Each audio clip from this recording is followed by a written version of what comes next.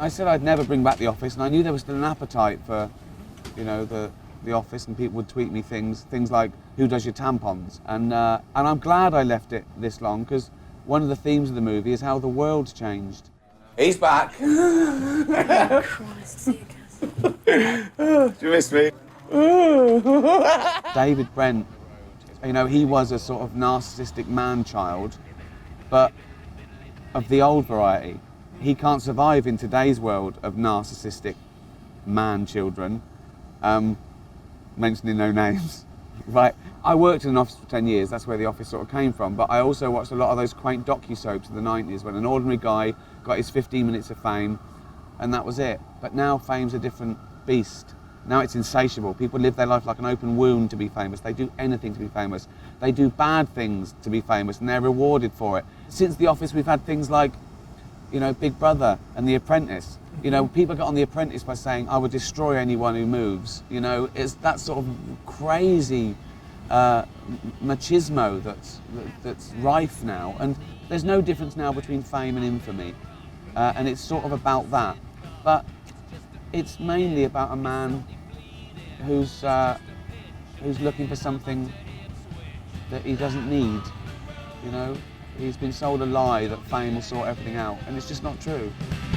Foot down to the floor, 70 miles an hour, but no more. David Brent is not Trumpian, per se. Like, he has some qualities that people could see, like, read into it and say... He is like Trump, but the big difference is that Trump's a winner.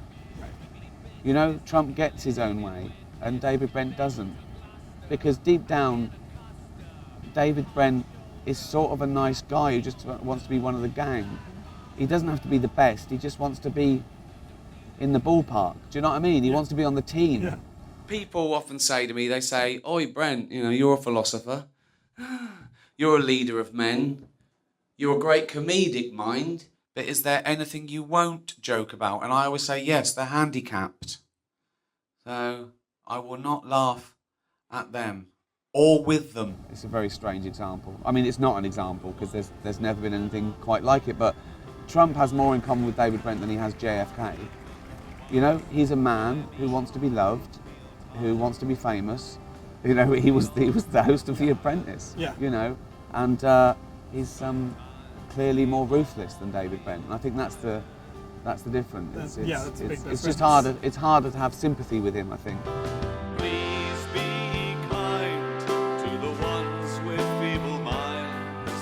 Help the awkward through a door. So, 80s music, you're in an 80s band. There's the thing in the movie where they play to no one, and that happened to me. I played a little gig in about 1986 in a pub called the Bull and Gate, and we were up there and we did the sound check, and the guy said, "You might as well stay on, you're on now, lads." And I said, "When are they opening the doors?" And he said, "They're open, no one's come through to see you." And in real life I went, "Okay, let's just do it, let's treat it like a free rehearsal." And we just played 8 songs to no one. I think people think because rock and roll is a cool thing, that somehow I'm trying to live vicariously through David Brent, and I think it's real. I know it's not real. You know, this is a David Brent album, this is about David Brent. And even the gigs, there's sort of a fourth wall, it's sort of cabaret.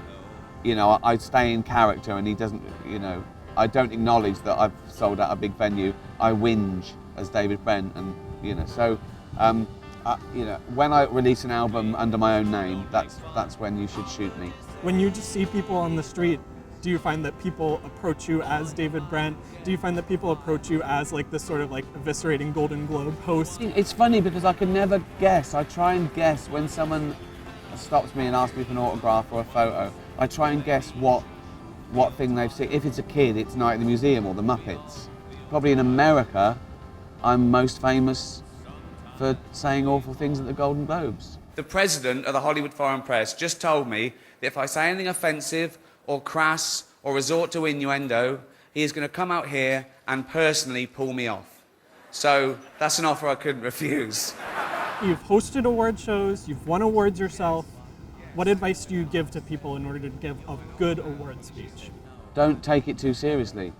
Remember, no one cares about that award as much as you do. And don't cry. It's pathetic. Seriously. And don't thank your family, they've done nothing. Right? Or God, same reason. That always gets me. So many people thank God for an award, okay? It's the one reason I sort of, when I hosted the Golden Globes, at the end I said, and thank God for making me an atheist. That was just, I just wanted to redress the balance a little bit of all those people that go out there to win an award and they cry and they say, thank God. Thank God. If you believe in an all-powerful interventionist God, right, who presumably either causes or doesn't stop famine and earthquakes, you'll thank, but he's got time for you to win best music editing in a variety special. Come on, just go cheers. It's a bit of metal. Don't take yourself too seriously. Oh, say thank you. Say something funny. Oh.